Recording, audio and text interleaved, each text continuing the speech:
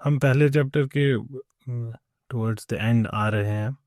The open road of Islam, इसको समझने की कोशिश हम कर रहे थे। लास्ट टाइम जब हम मिले तो हम बात कर रहे थे कि कैसे the Muslim way according to the author does justice to our complete being, the unskimmed milk of Islam. क्योंकि इनके हिसाब से इंसान का ही has got both the aspects, और उनको सेपरेट करना पॉसिबल नहीं है। एक उसका physical and then the spiritual. तो इस मामले में फिर इन्होंने फर्दर आर्ग्यू किया था कि लोग डिफरेंट है, हर एक इंसान डिफरेंट है फिजिकली और स्पिरिचुअली भी, और ये बहुत सारी different, one glove fit all नहीं है यहाँ पे। सब अलग अलग तो तरीके से अल्लाह ताला के करीब आ सकते हैं। तो ये इंडिविजुअलिटी लिबरलिज्म हो गई। So Islam seems to be very liberal इस हिसाब से। और ये कहते हैं कि ये लिबरल लेकिन होगा क्यों? Why would Islam B liberal?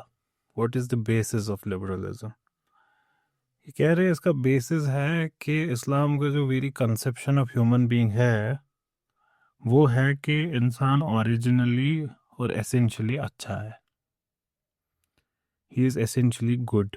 इसका मतलब ये हुआ कि इंसान की बुराई एक एक्सेप्शन है, इंसान का बुरा करना, गलत करना, ये एक एक्सेप्शन है, अदरवाइज वो अच्छा है। अब इसका ऑपोजिट व्यू क्रिश्चियंस का हो गया।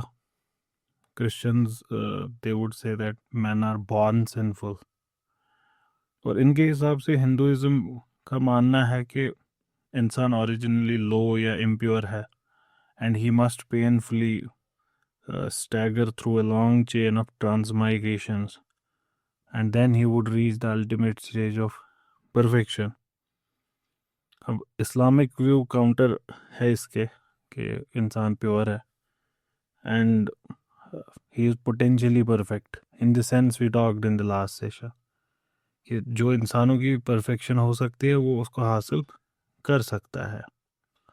यहाँ पे there is one thing we need to discuss, Hinduism के बारे में। अब हिंदुइज्म पहली तो ये बहुत वास्ट है। जैसे इस्लाम, you can describe Islam easily कि Muslims believe in this and that. That's not so easy with Hinduism at least. Hinduism एक umbrella term की तरह दिखता है. There is a lot happening under the umbrella. There are different schools, different thoughts. Say for example, if we go with the schools of Sankhya or the school of Yoga, now they think that man is originally super duper awesome. ये उसकी गलत फहमी है कि ये वो है what we are right now.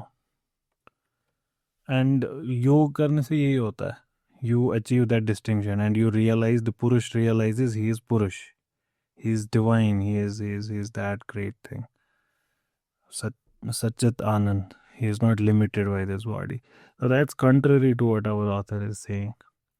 Similarly, the other schools of Hinduism, they would also have similar views कि ये जो तत्त्वमसि, अहम ब्रह्मास्मि, that I am that, ठीक, thou are that, तत्त्वमसि, और I am Brahman, तो मैं ही, and then they would say कि जीवो and Brahma, they are not two different things. So they have a very high view of being that can be critiqued on its own grounds. There are other schools which critique that as well, but this seems to be थोड़ा सा very difficult to grasp.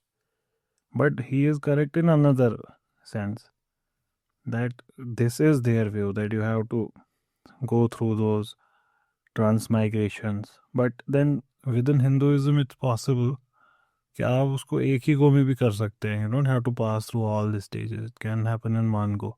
Unless and until you're born in a very like an animal or something like that, because they believe that cycle as well. But why would he say this at all? It seems to me because he's a European, and Europeans have not done justice to Indian schools. They have not done justice to any non-European schools. Why would they do justice with Hindus? And more so when Hindu literature wasn't as developed as that of Muslims. The Muslims did give them civilizational challenges. Hindus were already colonized by different people. तो they were already race में बहुत पीछे. And तो उनके साथ इन्होंने one of the things they would say, Europeans, about Indian school, that Indian schools as a whole are pessimistic. ये बड़ा pessimistic view है इनका जिंदगी का. Now he seems to be coming from that, and there is truth in that statement. Not the truth of highest order, because pessimism का एक aspect है जो नहीं follow करते Hindu schools, and that definitely takes them away from pessimism. वो क्या है कि pessimistic view में वो आखिरी दर्जे पे होता है कि हो ही नहीं सकता कुछ. इसको पेसिमिस्ट नहीं कहेंगे ना इक्वली लेवल पे कि देखो बड़े बुरे हालात हैं, सब बुरा है, वो बुरा है, ये बुरा है, मैं बुरा हूँ, तुम बुरे हो, लेकिन इससे बचा जा सकता है. ये पेसिमिस्ट व्यू नहीं हुआ. ये हो गया मेरे हिसाब से करेजियस व्यू कि एक्सेप्ट करना कि वो हालात बड़े बुरे हैं, लेकिन साइमल्टेनियसली कहना कि इसको सरमाउंट किया जा सकता है. But you can look at the other side कि लाइफ को कैसे देख रहे हैं. लाइफ को डेफिनेटली पेसिमिस्टिक व्यू से देख रहे हैं कि ये जो है ये तो नहीं है सही, लेकिन जो अच्छा है उसको अटेम्प्ट किया जा सकता है. So not entirely pessimistic the way the Europeans want you to believe, but may be pessimistic to some extent. But as compare to that, whatever the cases, Muslims believe कि इंसान लक़द खलक़नल इंसान फ़ी अहसन तक़वीम, इंसान को अल्लाह ताला ने बेस्ट स्ट्रक्चर में बनाया, ये कमियां नहीं है इंसान में. लेकिन अल्लाह ताला एक और जगह फिर कहते हैं, and afterwards we reduced him to the lowest of low with the exception of those who have faith and who do good deeds, जो अच्छे अमल करते हैं, अमल सालिह. इन आयत में क्या बताया गया कि इंसान फितरत से, नेचर से वो अच्छा है, साफ व शिफाफ है, प्योर है, एहसन तकवीम. यहाँ पे भी एहसन आया ना, एहसान, हुस्न, Hussain, Hasan, ihsan, muhsin. So just I was linking those words. Hasina, husn, hasina. So good, pure, beautiful, beauty. Furthermore, अब वो क्राइटेरिया क्या बना उसके गिरने का यहाँ पे, and afterwards we reduced him. लेकिन किन को रिड्यूस नहीं किया? जो अमल साले पे हैं और ईमान वाले हैं. That means if you disbelieve and if you have lack of good actions, you may yourself end up destroying your original perfection. तो ये आपके हाथ में ही है. यहीं पे बैठे हैं जो महफिल में सर झुकाए हुए, उन्हीं के हाथों में है तकदीर ज़माने की. ऑन द अदर हैंड, इंसान अपना ओरिजिनल इंडिविजुअल परफेक्शन को रिटेन कर सकता है अगर वो कॉन्शियसली अल्लाह ताला के कानून पे अमल करे. तो इस वजह से इस्लाम के नज़रिए में जो एविल है ये एसेंशियल नहीं है, ये ओरिजिनल नहीं है, ये इंसान खुद एक्वायर करता है. और कैसे करता है? बाय मिसयूजिंग जो इनर क्वालिटीज़ हैं उसकी, जो अल्लाह ताला ने उसको दी हैं, उनको मिसयूज़ करके. अच्छा, ये भी बड़ा सिंपल बात नहीं है जितनी यहाँ पे लगी ना. You would be like yes good, make sense. Problem of evil एक बहुत ही सोफिस्टिकेटेड प्रॉब्लम है फिलॉसफी में. प्रॉब्लम ऑफ एविल को अगर नटशेल में हम डिस्कस करें, वो ये कहता है कि दुनिया में बुराई क्यों है अगर अल्लाह ताला है और अगर अल्लाह ताला रहीम है. देखिए, अगर आप ये कहते हैं कि अल्लाह ताला है, अल्लाह ताला रहीम है और अल्लाह ताला ताकतवर है, कुछ भी कर सकता है, उसके बावजूद बुराई क्यों है? देखिए, आप ये कह सकते थे कि अल्लाह ताला तो है लेकिन ताकतवर नहीं है, नऊज़ुबिल्लाह, इसीलिए बुराई है, हटा ही नहीं सकते, ताकतवर नहीं है. ऐसा आप तो कह नहीं रहे. आप कह सकते थे अल्लाह ताला है, ताकतवर भी है, लेकिन हटाना नहीं चाहते, लेकिन ये भी आप नहीं कह रहे, आप कहते कि रहीम है, रहमान है, अच्छे हैं। आप ये कह सकते थे रहीम है, रहमान है, अच्छे हैं, ताकतवर भी है, मौजूद भी है, लेकिन उनको इल्म ही नहीं है दुनिया में बुराई है। ये भी आप नहीं कहते, आप कहते अल्लाह ताला को सब चीज़ का इल्म है। तो अगर सब चीज़ का इल्म है, ताकतवर भी है, हटाना भी चाहते हैं, मौजूद भी है, तो दुनिया में बुराई क्यों है? ये क्लासिकल प्रॉब्लम है। ये 3,000 साल पुरानी प्रॉब्लम है। ये तब से पॉइंट आउट की गई है। फिलोसफर्स ने इसको बहुत सारे तरीकों से हल करने की कोशिश की है। One of the ways to deal with it is evil doesn't exist. One of the ways जो इन्होंने कहा ना, ये इविल इज नेवर एसेंशियल और इवन ओरिजिनल। ये क्या बात कही इन्होंने? इसकी फिलोसॉफी क्या है पीछे? इसकी फिलोसफी यही है कि एसेंशियल होना क्या होता है। एसेंशियल, एसेंशियल आप लफ्जी माने तो समझते ही होंगे, जो ज़रूरी है। जैसे एसेंस किसी चीज़ की, एसेंस उस चीज़ को कहेंगे जिसके बिना वो चीज़ वो रहेगी ही नहीं।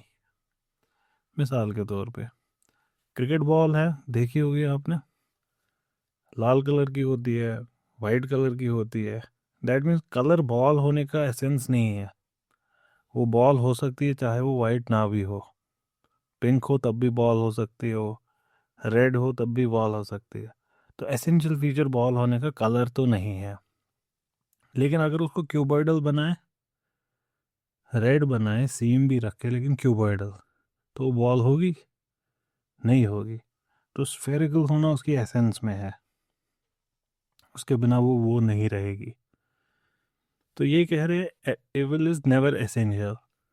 कहने का मतलब एविल एसेंस में नहीं है, दैट मीन्स एविल नहीं भी हो सकता था, ये असली में होता नहीं है। It is absence of something, it's absence. जैसे रोशनी is essential, darkness is not essential. कहने का मतलब जैसे डार्कनेस क्या होता है? एब्सेंस ऑफ रोशनी, उसका खुद का वजूद नहीं है कोई। रोशनी का ना होना डार्कनेस है। वैसे ही अच्छाई का ना होना इज एविल। इसके अपने मसले हैं, लेकिन मैंने इसको फिलॉसफी ऑफ रिलीजन में कवर किया है over 10 sessions, 1 hour long sessions, so you can understand. So I cannot cover that in 5-10 minutes. But I want to give you the taste of how to read a book as well. कि ये जो कितना simple statement है, लेकिन इसके background में कितना इल्म है। यहाँ से हमको ये भी पता चल रहा है ये खुद के स्कूल को फॉलो कर रहे हैं एविल के मामले में। ठीक।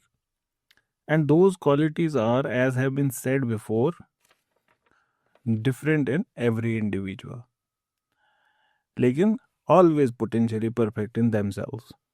कि हर एक इंसान की डेवलपमेंट पॉसिबल है इसी ज़िंदगी में, वो कर सकता है कामयाबी हासिल। हम फॉर ग्रांटेड लेते हैं कि जो ज़िंदगी है मौत के बाद, owing to its entirely change conditions of feeling and perception, will confer upon us other quite new qualities and faculties, जो हमको फर्दर प्रोग्रेस कराएगा। ये हमारा मानना है कि जब हमारी मौत होगी, फिर जब हमें फिर से ज़िंदा किया जाएगा, और इंशाअल्लाह अल्लाह ताला के फजल से जब हम जन्नत में दाखिल होंगे, तो हमें फर्दर और क्वालिटीज़ दी जाएंगी जो हमारे एक्सपीरियंसेस को और रिच करेगा, जो हमारी लाइफ को और सेवरिंग बनाएगा। लेकिन इस अर्थली लाइफ में, ये जो इस वक्त है, इसमें भी इस्लामिक टीचिंग्स डेफिनेटली असर्ट करती है that we all of us, हम अपने फुल मेजर ऑफ परफेक्शन को पहुंच सकते हैं। कैसे? एक पॉजिटिव एटीट्यूड रख के, जो हमारे अंदर ऑलरेडी एग्जिस्टिंग ट्रेट्स हैं उनको निखार कर, उनको अपने हाईएस्ट दर्जे पे पहुंचाने। वो एक बुजुर्ग से कहा गया था व्हाट इज सूफिज्म, तो उन्होंने कहा कि Sufism is practising Islam at its highest level. एहसान, एहसान जो हुजूर ने फरमाया, एहसान को भी ऐसे ही डिफाइन किया जाता है। एहसान is practising Islam at its highest level. जैसे आपको नमाज का बताया गया ये फ़र्ज है, लेकिन फिर आप सुन्नत पढ़ते हैं, फिर आप नवाफिल पढ़ते हैं, ये हो गया उस चीज़ को अपने एक्सट्रीम पे पहुंचाना। आपको ज़कात बोला गया है देने को, आप ज़कात देते हैं, फिर आप सदका देते हैं, फिर आप और सदके देते जाते हैं, गरीबों की मदद करते हैं। दिस इज़ चीज़ को आखिरी दर्जे पे पहुंचाना। आप खाना सर्व करते हैं, लेकिन आप उसको अच्छे प्लेट में सर्व करते हैं, अच्छा खाना सर्व करते हैं, अच्छे दस्तरखान पे बिछा कर। तो ये जो हुआ ना, ये हो गया फर्दर ऐड करना। ये कहते हैं कि तमाम मज़ाहिब में इस्लाम एक वाहिद मज़हब है जो पॉसिबल बनाता है इंसान के लिए कि वो ज़िंदगी की तमाम खुशियाँ, full range of earthly life, उसको एंजॉय कर सकता है विदाउट लूजिंग स्पिरिचुअल ओरिएंटेशन। तमाम ज़िंदगी के मज़े ले सकता है वो विदाउट लूजिंग हिज रिलीजन। और ये क्रिश्चियन कंसेप्शन के ऑपोजिट है। क्रिश्चियंस के हिसाब से अब वो शुरू भी होता है ओरिजिनल सिन से। हज़रत आदम ने जो उनके हिसाब से गलती की थी, और उनके हिसाब से पूरी ज़िंदगी is look down upon as something inferior. हज़रत आदम गिर गए ना इस ज़िंदगी में, तो that means there is a fall, they call it a fall of man. So we are fallen creatures. So when you fall, you are at lower degree than what you were previously, right? So there is a gloomy tale of sorrows here in Christianity. यहाँ पे Christianity में इनके हिसाब से दो opposing forces हैं। एक evil जिसको शैतान रिप्रेजेंट करता है, एक गुड जिसको हज़रत ईसा रिप्रेजेंट करते हैं। शैतान कोशिश करता है, लेकिन किस मामले में? What does he affect? Body. तो आपकी जो बॉडीली टेम्पटेशंस हैं, that's where Iblis takes you for a ride. किस लिए? To bar the progress of what? Soul. Soul की प्रोग्रेस को रुकाने के लिए इब्लिस क्या करता है? बॉडी को attack. Soul belongs to as if Christ and body as if to Iblis. So body is the playground of shaitani influences, soul is the playground of God. ये कहते हैं, इसको डिफरेंटली भी एक्सप्रेस किया जा सकता है कि ये इनडायरेक्टली कह रहे हैं, ये जो मैटर है, मैटर, सॉलिड, लिक्विड, गैस, ये जो मैटर की दुनिया ही एसेंशियली शैतानी है, और स्पिरिट की जो दुनिया है, स्पिरिचुअल दुनिया जो है, ये एसेंशियली अच्छी है। ये देखिए, हमारा कहना ऐसा नहीं है, हम ऐसा नहीं मानते।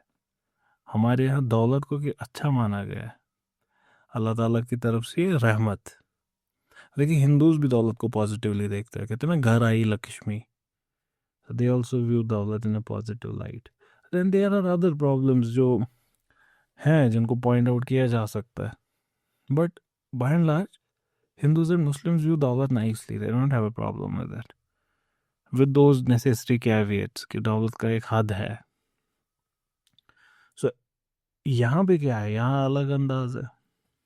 Everything in human nature which is material, जिसके लिए क्रिश्चियन थियोलॉजी वर्ड यूज करती है कार्नल प्लेजर्स फॉर एग्जाम्पल, वो डायरेक्ट रिजल्ट है हजरत आदम, जो उनका when he succumbed to the advice of Iblis, जब वो गलती उन्होंने कर दी। देयरफॉर इनके वर्ल्ड व्यू में सैल्वेशन हासिल करने के लिए क्या करना पड़ेगा? सैल्वेशन के लिए you would have to turn away from the world of flesh, world of matter. You would have to look forward to the spiritual world. Why? Because this world of matter is essentially bad. ये बुरा है सब कुछ। ये कहते हैं, ये dogma है, ये कभी उन्होंने प्रैक्टिस लेकिन नहीं की। अब ये सटल वे है कहने का कि तुम जो बात भी कह रहे हो, तुम भी इस पे अमल नहीं कर पाते हो, ये इतना इम्प्रैक्टिकल है, you just can not do it yourself. और ये कहते हैं, even if this dogma was not obeyed in practice, तब भी इसका असर है। ऐसी टीचिंग्स का एग्जिस्ट करना, इनका मेयर एग्जिस्ट करना, ये क्या करता है? Permanent feeling of bad conscience, ये इंसान के अंदर एक परमानेंट फीलिंग ऐसी जगा देता है। वो बेचारा करवटें बदल रहा होता है, एक तरफ कुआं, दूसरी तरफ खाई। He is tossed about between the peremptory call to neglect the world और उसके दिल का urge to live and enjoy this life. वो बेचारा फंस गया। ये कह रहा है कि भागो, ये सब बुरा, दूसरी तरफ से कह रहे हैं दिल कह रहा है कि दिल कहे रुक जा और दूसरा कह रहा है, किताब कह रही कि नहीं ये सब बुरा है। क्या करेगा ऐसा इंसान? He is caught in great this turmoil. The very idea कि he is born in an unavoidable sin, क्योंकि वो इनहेरिटेड सिन है जिसको ओरिजिनल सिन कहते हैं, जो हजरत आदम ने किया तो वो हमने भी कर रखा है, हम इसको अवॉइड ही नहीं कर सकते।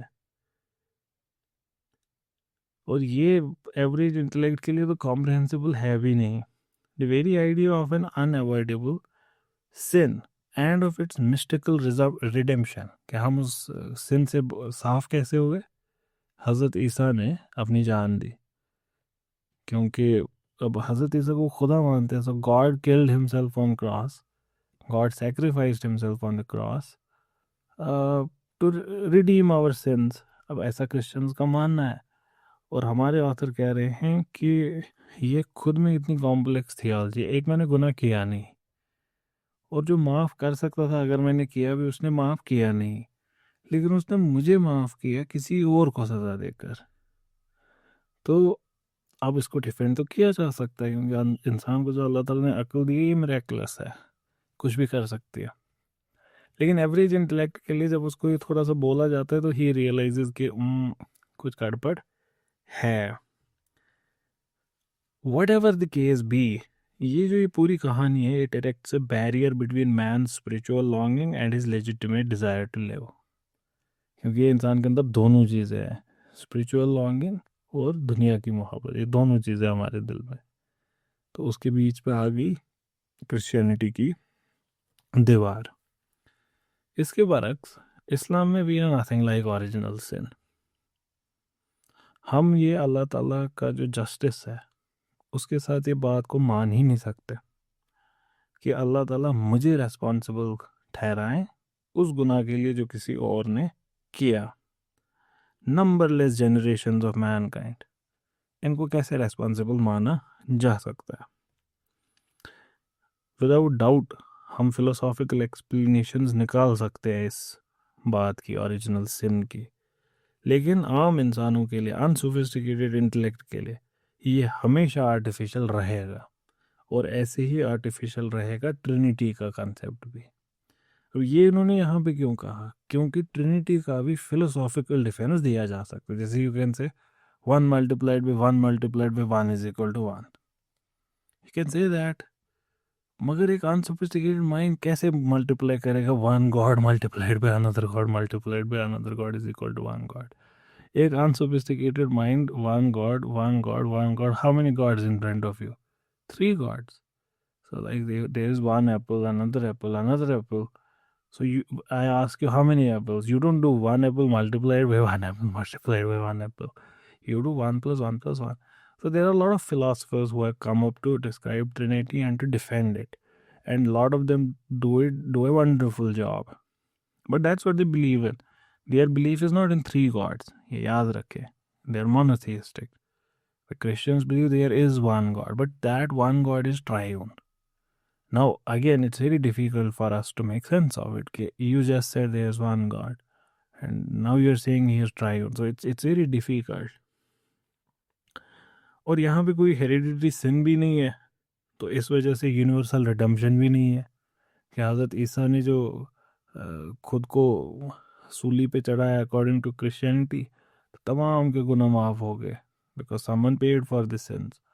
यहाँ पे सिन ही नहीं है ओरिजिनल, तो किसी ने सूली पे खुद को चढ़ाया भी नहीं, तो इस वजह से किसी के गुनाह भी माफ़ नहीं होता। Every one is responsible now, क्योंकि किसी और के कंधे पे आप डाल नहीं सकते इसको। तो रिडेम्पशन और डैमनेशन, जन्नत और जहन्नम, यहाँ पे दोनों इंडिविजुअल है। अल नफ्सी चल रहा है यहाँ पे। हर एक मुसलमान खुद का खुद रिडीमर है, वो फुल रेस्पॉन्सिबिलिटी बियर करता है जो भी वो करेगा, चाहे फिर वो सक्सेस हो चाहे फिर वो फेलियर हो। अल्लाह ताला फरमाते हैं कुरान में, in its favour is that which it has earned and against it is that which it is guilty of. Human soul, एक और जगह अल्लाह ताला कहते हैं not shall be reckon to man but that which he has striven for, और कुछ नहीं मिलेगा बट वो जो तुमने खुद ये किया है, जो तुमने बोया है वही तुम काटोगे। फिर ये कहते हैं इस्लाम क्रिश्चियनिटी का जो एक ग्लूमी वर्ल्ड व्यू है इसको शेयर नहीं करता है। Even if it doesn't yet ये बैलेंस भी परफेक्ट मेंटेन करता है। देखे यहाँ पे मैं फिर से बोलूँ, Christians would obviously disagree, they would have their own reason, Hindus would disagree, they would have their own reason. We are reading him right now, ये कह रहे हैं कि इस्लाम लेकिन इसको बैलेंस भी करता है। कैसे बैलेंस करता है कि जैसे वेस्टर्न सिविलाइजेशन ओवर एग्जैजरेट करती है इसकी वैल्यू को, वो ना करना। क्रिश्चियन आउटलुक था कि earthly life is bad business, लेकिन अभी अभी इन्होंने बोला कि वेस्ट तो अर्थ को ज़्यादा वैल्यू देता है। कंट्राडिक्टरी हो गया।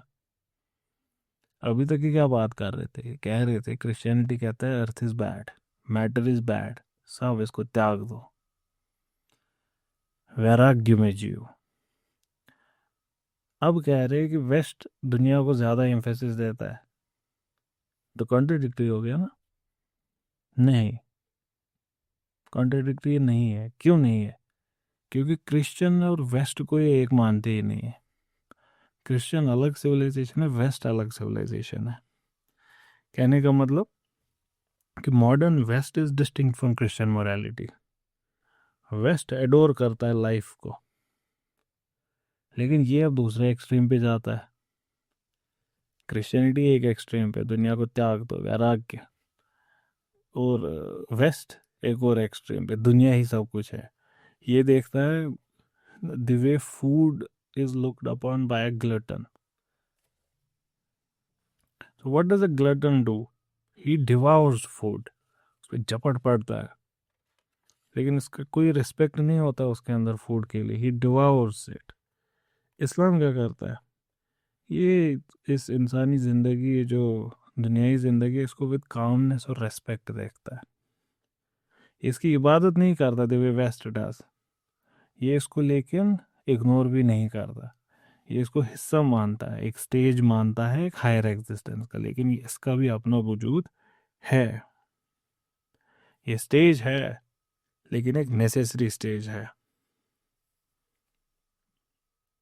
अब नेसेसरी स्टेज है, इसका मतलब ये नहीं हुआ कि मैन ये टेम्पररी स्टेज है। इसका मतलब ये नहीं हुआ कि इंसान इससे नफरत करे, इससे भागे, उससे नहीं कहा गया है। ये हमारा इस दुनिया का सफ़र, इसको हम अच्छे नज़रिए से देखते, पॉजिटिवली देखते हैं कि it is part of God's plan and we respect God's plans. तो इंसान की जो ज़िंदगी है इसकी एक वैल्यू है, but we must never forget कि ये इंस्ट्रूमेंटल वैल्यू है। फाइनली आखिरत ही है जिसकी ज़्यादा इम्पोर्टेंस है। तो इंसानों के यहाँ इस्लाम में मटीरियल ऑप्टिमिज्म की जगह नहीं है, जिसके बारे में मॉडर्न वेस्ट कहता है my kingdom is of this world alone. ना ही हमारा ज़िंदगी से नफ़रत वाला कंसेप्ट है, जैसे क्रिश्चियंस कहते हैं my kingdom is not of this world. तो ये कोट इन्होंने कहाँ से लाया है? ये वही स्टोरी है हज़रत ईसा की जो बाइबल में नरेट हुई है, पैशन नैरेटिव। हज़रत ईसा को पकड़ के ले गए पायलट के पास अकॉर्डिंग टू द बाइबल। अब वहाँ गलती कोई की ही नहीं है, तो किस चीज़ की सज़ा मिलेगी? तो बोलते ये किया वो किया, कोई गुनाह ही नहीं है, अपराइट पर्सन, तब कैसे पकड़े? तो they apply their mind and they ask Pilate, ये कहता है कि ये बादशाह है, he is the king of Jews. अब वो तो सीजर का बंदा है, Caesar is the king. Now this is blasphemy of highest order, ये ट्रीजन है if Jesus is claiming to be the king. तो पायलट पूछता है जीसस से अकॉर्डिंग टू द बाइबल कि क्या बात है, are you the king of Jews? तो कहते हैं my kingdom is not of this world. वहाँ से कोट लाया है इन्होंने। ठीक, कितनी सटल चीज़ें होती हैं चीज़ों के नीचे जो अदरवाइज कोई पढ़ के सीधे आगे निकल जाए। तो वेस्ट क्या कहता है, my kingdom is of this world, वो तो कहते हैं यही है, जो कुछ है यही है, there is no metaphysics, there is no spirit etcetera, जो है यही है, मैटर है। और क्रिश्चियन क्या कह रहा है, my kingdom is not of this world. Islam takes middle way. हम क्या कहते हैं, रब्बना आतिना फिद दुनिया हसनतम व फिल आखिरति हसना, फिर दुनिया भी, ओ गॉड गिव अस, यहाँ पे भी हसना आया वर्ड, एहसान, हुस्न, एहसान, मोहसिन, तो give us the good in this world and the good in the hereafter as well.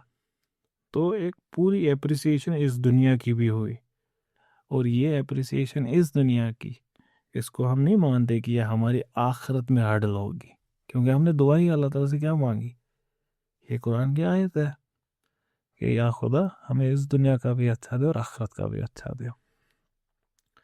तो मटीरियल प्रॉस्पेरिटी को हम डिज़ायरेबल मानते हैं, अलबत्ता गोल नहीं मानते।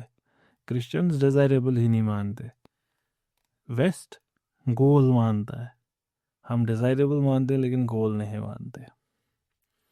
So the goal of all our practical activities always ought to be the creation and maintenance of such a personality and such social conditions जो moral stamina को डेवलप करे इंसान के अंदर, जो इंसान की स्पिरिचुअल बीइंग को एक्चुअलाइज करने में उसकी मदद करे। जैसे मॉडर्न पैराडाइम में हम क्या कहते हैं, इंसान अपने फ्रीडम को एक्चुअलाइज करना चाहिए, हमको ऐसी सोसाइटी बनानी है, हमको ऐसी पॉलिटी बनानी है, हमको ऐसी कंट्री बनानी है। कैपेबिलिटी अप्रोच कहते हैं अमर्त्य सेन, कि गरीबी से क्या होता है, कैपेबिलिटीज कम होती है इंसान की। वो जा सकता था यूरोप, वो पानी पी सकता था, वो खाना खा सकता था, वो इलाज करा सकता था, कैपेबिलिटीज छीनी जाती हैं। जैसे वो किंग बन सकता था, दैट इज प्राइम मिनिस्टर बन सकता था, लेकिन उसको पॉलिटिकल पावर ही नहीं दिया गया है। So these are capabilities taken away from you. तो we have to make a society where these capabilities are maximised. तो वैसे ही इस्लाम में we have to make a society जहाँ पे spiritual capability, moral stamina is developed, maximised. In accordance with this principle, इंसान क्या करता है, इस्लाम क्या करता है, Islam leads man towards a consciousness of moral responsibility in everything he does. छोटा हो या बड़ा, हर चीज़ में इंसान के ऊपर Islam moral responsibility puts on him. जो गॉस्पेल्स का वेल नोन इंजंक्शन है, give to Caesar which belongs to Caesar and give to God which belongs to him, इसका इस्लाम में कोई जगह नहीं है, क्योंकि इस्लाम इसको कन्फ्लिक्ट मानता ही नहीं है। सीजर और गॉड में कोई कन्फ्लिक्ट ही नहीं है, यहाँ पे मॉरल और सोशो इकोनॉमिक में कन्फ्लिक्ट ही नहीं है। तो ये कहाँ से लाया, give to Caesar that which belongs to Caesar. One of the things which the addresses of Jesus would do, वो उनको फंसाते थे बातों में। वही है ना, रोमन्स का कब्जा है, सीजर का राज चल रहा है, तो उसके खिलाफ कुछ बोलेंगे तो he would be in trouble with authorities, right. तो सवाल ऐसे पूछते थे कि उनको जवाब देना पड़े सीजर के खिलाफ। अब अंडर जिविश लॉ यू पे टैक्सेस, तो ये जो उनका रहा होगा वो रिलीजियस सेंटर, जो भी होगा उनका सेंट्रल टेम्पल, वहाँ पे देते होंगे वो अपना, या सिर्फ ज़कात देते होंगे, ठीक। अब लेकिन वो भी टैक्स लेता है किंग। तो आगे हजरत ईसा के पास, बताएं किसको दे। अब हजरत ईसा बाइबल ये ओल्ड लॉ को फॉलो कर रहे, तो बोलते उसको ना दे तो इसको दे। तो हजरत ईसा वापस कहते सीजर को वो दे जो उसका है, और खुदा को वो दे जो उसका है। तो ये वहाँ से आया। ऐसी एडल्ट्री के लिए सजाए मौत नहीं थी सीजर के यहाँ, लेकिन ओल्ड लॉ में स्टोनिंग टू डेथ थी। तो आगे एक एडल्ट्रस को लेकर हजरत ईसा के पास, बताए क्या करे। हजरत ईसा सर झुकाते हैं नीचे, पत्थर उठाते हैं और मिट्टी में कुछ लिखना शुरू करते हैं। फिर कुछ देर बाद सर उठाते, वो बड़ा कर रहे हैं, बताए बताए क्या करे क्या करे, हमने इसको पकड़ के लाया है, ये शी इज़ एन एडल्ट्रस। तो हजरत ईसा कहते ठीक है, पहला पत्थर वो मारे जिसने कोई गुनाह नहीं किया है। तो वो ऐसा करते थे, वहाँ से ये कोट आया। खैर ये बाइबल की कहानियाँ है, इसमें we have to take them with a pinch of salt. Because वो हमारे जितना स्ट्रिक्ट नहीं थे स्टोरीज को लेने में जितना हम हैं. So in everything there can be only one choice, the choice between right and wrong. यहाँ पे ये नहीं है बिटवीन सीजर एंड गॉड की चॉइस, यहाँ पे चॉइस है between right and wrong and nothing in between. हर एक इंडिविजुअल मुसलमान को he has to regard himself as personally responsible. जो भी हो रहा है उसके अराउंड और उसके साथ उसके लिए, और उसकी जिम्मेवारी और उस पर फ़र्ज़ होता है कि वो जिद्दोजहद करे एस्टेब्लिश करने की एक right, establishment of what is right, what is good, and abolition of what is wrong. ये उसको हर मामले में करना है, अच्छाई का साथ देना है और बुराई से लड़ना है. और ये जो एटीट्यूड है मुसलमान का, ये कुरान में बयान है. अल्लाह ताला फरमाते हैं कि तुम एक बहुत ही खूबसूरत खैर, बहुत ही अच्छी कम्युनिटी हो जो अल्लाह ताला ने इस दुनिया के लिए भेजी है. तुम क्या करते हो? You enjoy in what is right and you forbid what is wrong. तुम अल्लाह पे ईमान लाने वाले लोग हो. ये जो मॉरल जस्टिफिकेशन है of this activism of Islam, ये हो गया ना. अब मुस्लिम एक एक्टिविस्ट भी बन गया था, क्योंकि उसको ये करना ही है हर एक स्फेयर में इनके हिसाब से, कि उसको हर जगह ही has to forbid wrong and he has to enjoy in what is right. तो ये जस्टिफिकेशन देता है इनके हिसाब से अर्ली इस्लामिक कॉन्क्वेस्ट्स, जिसको वेस्ट एम्पीरियलिज्म कहता है. कि क्यों मुसलमानों को जाकर बाकी जगहों पे कब्जा करना था? इसलिए करना था. इस्लाम इम्पीरियलिस्ट था. अगर आप इम्पीरियलिस्ट ही कहना चाह रहे हो तो इम्पीरियलिस्ट था, लेकिन ये इम्पीरियलिज्म वो नहीं है जो तुम्हारी इम्पीरियलिज्म है. क्योंकि यहाँ डोमिनेशन से मोहब्बत नहीं है कि we want to dominate other nations. Islamic imperialism was not driven by domination of other nations. इनके हिसाब से it had nothing to do with economic और नेशनल सेल्फिशनेस. इसके बेसिस में वो ग्रीड नहीं है to increase Muslim comforts at the people's cost. ये नहीं है. तुम्हारा ऐसा था, तुम्हारी इंपीरियलिज्म क्या थी? तुम्हारी बहबूदी हमारी बर्बादी. लेकिन मुसलमानों का ये नहीं था. Muslims never wanted comforts at the cost of people, nor has it ever meant the coercion of non-believers into Islam. ये भी नहीं था उनका मकसद कि उनको मुसलमान बनाना है. तुमने वाइट मैन्स बर्डन माना कि सबको हम जैसा बनाना है. यहाँ पे ये भी नहीं है. It has only meant what it means even today, the construction of a worldly frame for the best possible spiritual development of man. बस ये कि एक फ्रेमवर्क बनाए जहाँ इंसान जो अपनी स्पिरिचुअल डेवलपमेंट करना चाहता है उसको कर पाए. ये मकसद था बस. क्यों?